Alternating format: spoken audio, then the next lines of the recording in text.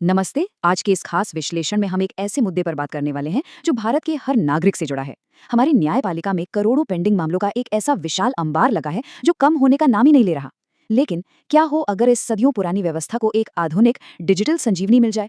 तो चलिए आज इसी बड़े बदलाव को डिकोड करते हैं और देखते हैं कि कैसे तकनीक की मदद से इस पूरे सिस्टम को अपग्रेड किया जा रहा है।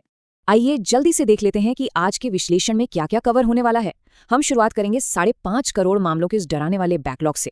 फिर समझेंगे कि वन केस वन डेटा पहल आखिर है क्या। इसके बाद सुसहाय और न्यायिक एआई पर बात करेंगे। ये देखेंगे कि टूटे हुए सिस्टम को कैसे सुधारा जा रहा है और फिर स्वचालित न्याय के जोखिमों को भी निष्पक्ष रूप से तौलेंगे।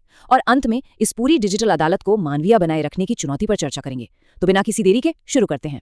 पहला हिस्सा 5.5 करोड़ मामलों का बैकलॉग और हमारे न्यायिक संकट का असली पैमाना।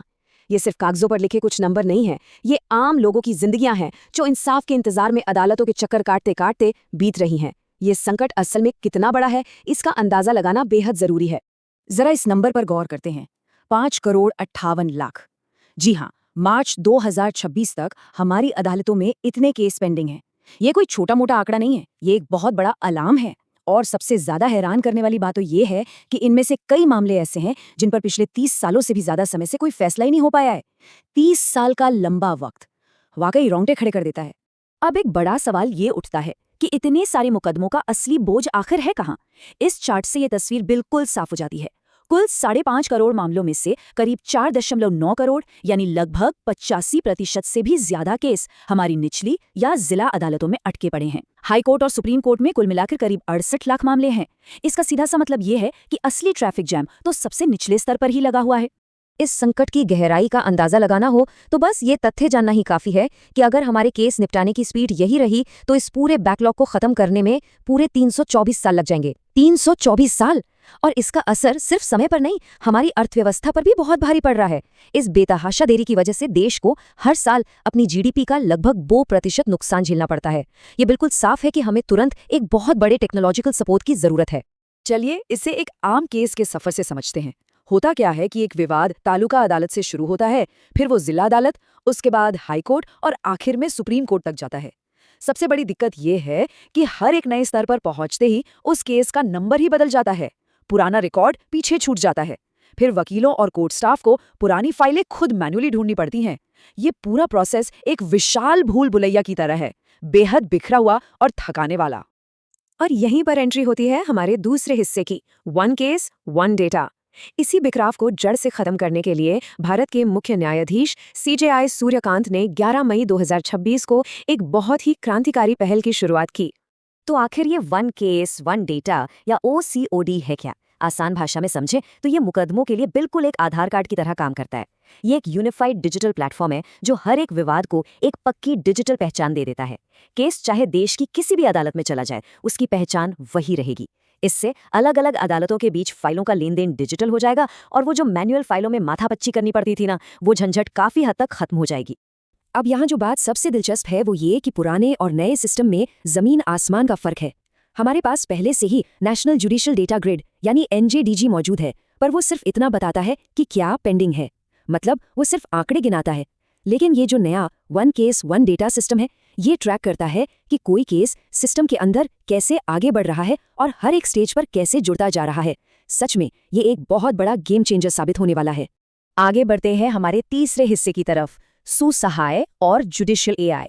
ये इस पूरी डिजिटल क्रांति का दूसरा सबसे मजबूत पिलर है। इसमें आर्टिफिशियल इंटेलिजेंस यानी AI का इस्तेमाल करके आम लोगों के लिए न्याय की चौखट तक पहुंचना आसान बनाया जा रहा है। यहाँ पर 3 बेहद खास AI टूल्स काम कर रहे हैं। सबसे पहला है सुसहाय।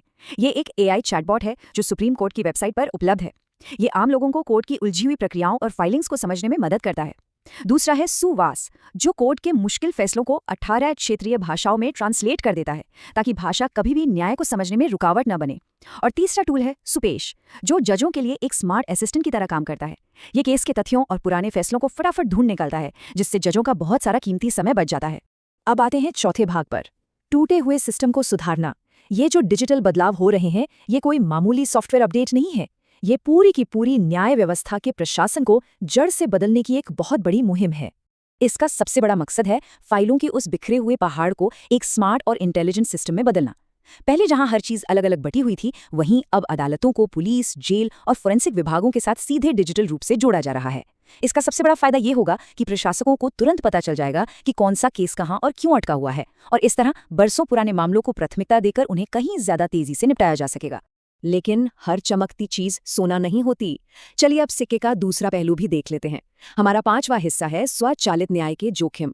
न्याय जैसी संवेदनशील चीज के लिए पूरी तरह से मशीनों और एल्गोरिदम के भरोसे बैठ जाने के कुछ बहुत गंभीर खतरे भी हैं, जिन पर बिल्कुल न्यूट्रल होकर बात करना बहुत जरूरी है।